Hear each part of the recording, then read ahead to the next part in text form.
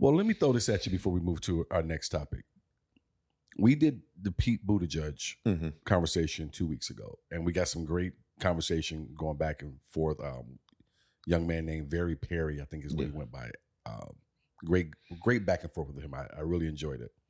And he's for Pete, and he thought Pete could be a once in a generation and that type of thing, kind of compared him to Barack Obama. Yeah. I don't see it quite that way, even though I did say, and I still believe I like Pete. My thought on that is Barack Obama once in a generation. Yes. And not just once in a generation because of the way he carried himself. Yes. And because how he and his wife and his daughters presented themselves. Yes. The way that as Black people, we know we have to present ourselves to get others on our side. But once in a generation, because the country actually liked him and got behind him heavily. But it's once in a generation. Once in a generation. So this is still the same generation of Barack. That's why what's her name couldn't get in there, because it was still in that same generation. It's going to be our grandkids that vote a Pete in. In 100. It's not going to be us. Or our great grandchildren. Yes. Is where I'm laying. I would probably lay my money. Yeah. Because I think and this is what I couldn't say because we're typing. I think Barack Obama, for everything that he was, is in part a large reason why we are where we are today. Yes. I think that group of people who love Trump were the same group of people who did not want to see the country go where they imagined. And I think they overshot or overthought where we were going. I don't think we were getting to make some grand transformation. But in their mind, it was going a hard left. And they said, go back the other way. And now they the hard right. And now it's like, wait a minute. And I think that it's going to take somebody whom can bring the country into a middle ground. And I don't see anybody on either end, because I think that there are a lot of puppets on both, like the people who they say are next in each party are puppeteers. It's not like what Barack might have had some people behind him moving it. Like you couldn't see it. Yeah. These guys, J.D. Vance, you see it. You 100%. Know who his dude is. Hand right up. Yeah. Peter Thiel, that whole crew. Yes. Right, and Newsom is the same way. Yeah. Like he flounders. He's like a fish flopping out of the water for me. And Gavin wants it too bad for me. Yeah. See, and I don't like it. Too bad. You shouldn't want it to be president. It should be something that is bestowed upon you because, you know what? You look like you'd be good. Anybody who wants the job so bad that they're willing to do anything, and that's the thing, do anything for it, scares me. Well, you know, if you remember when Barack, at his time, when they elevated him, it wasn't supposed to be his turn. No, it was supposed to be Hillary. Supposed to be Hillary's turn. And she's still tight about it. But he made that speech at the convention. That's where everything went, and everybody got behind him, and they obviously made the right choice. Yes, because the man won twice. He didn't just win; he stumped out. Yeah, that's how well he did. And I think he is a lot. So when I see articles written about where's Barack now, because people want Barack to come out and be the focal point, to be the spokesperson for what's going on right now with the Democratic Party. Barack doesn't want any part of that. No, but what president has been? And I don't blame after him. They leave. There's never been a president that, because it's a thing, when you're president, you don't want nobody talking about you while you're president, and especially not an ex-president. Yeah. So none of them they may every once in a while make a comment, but that's about it. And that's all you see is them say once or twice, and then he shies back away. That's what you're supposed to do, because the next person is president and you don't want to overshadow them as the ex-president talking about how to do it better. Well, I feel like with Barack, he can't win for losing. No. Because if he sits next to Trump at a funeral, at Jimmy Carter's funeral, and is polite, then that's a problem. Yeah, why are you talking to him? I'm supposed to ignore a grown man sitting next? Come on. The other part of it is Michelle doesn't like Trump, and I'm sure the next thing you're going to do is try to pull her back out. Yeah, and all they these different keep trying to say for her to run, and she's like, absolutely not. If I'm Barack Obama and Michelle, my thought process is, what the hell are y'all going to do? Yeah. I can't be out here trying to come in and put my name on save the day and lose. Yeah. Because according to, if you believe some of the reports that are out there, he didn't want Kamala. Yeah. And was trying to keep that from being a thing. He wanted an open primary, as late as it was at that point in time. And if you believe the reports, Clyburn was 100% behind winning Kamala, and tried to put got his name behind her right away. Mm-hmm. So when the phone call came in from Barack, he was like, "Oh, too late. I've already put my name behind her."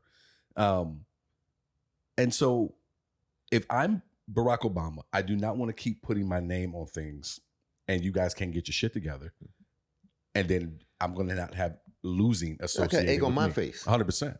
Because I said I'm backing this person or I'm doing this. No, figure it out.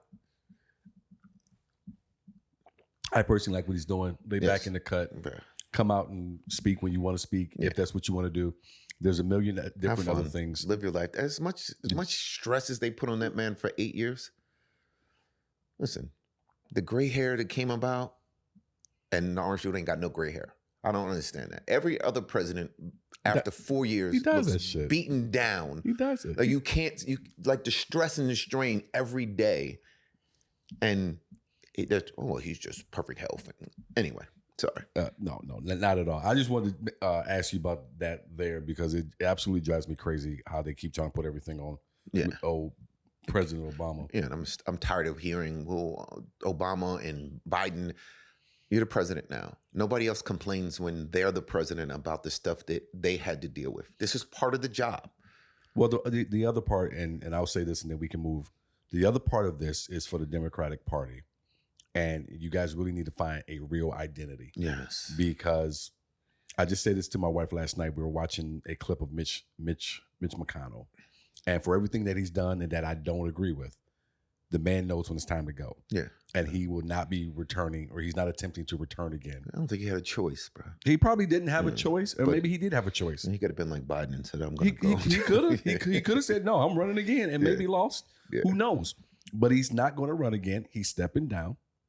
While the Democrats can't seem to get, again, I hate to say it again, step on their own dicks. Get Pelosi out of there. Yeah. Hakeem Jeffries, at a certain point, you got to stop propping her up. Yeah. Chuck Schumer's got it. But he's trying to keep his job, so that's why he keeps propping her up. I understand, but get some cojones about yourself. Give me some people who have some type of respect for themselves and don't just want a job. Stand for your stand, whatever it is. Again, I'm tired. And it's not AOC. Yes, Howard and Bernie flying around the country are just annoying me, because neither one of them. Again, Bernie. They already showed you what they're going to do to you. I don't even know why you're even talking. They've shown you, Bernie, never going to happen. The Democrats. I'm so angry right now. The group of people that the Democrats have floundered and lost is 18 to 29-year-old white males. Mm-hmm. AOC and Bernie are not going to help you get them back. No. I need them to get out of the way. Yes. I said this to Barry Perry, and I'll say it to anyone else. This country is sliding back towards the middle. Yeah. If you're on the left. Yes.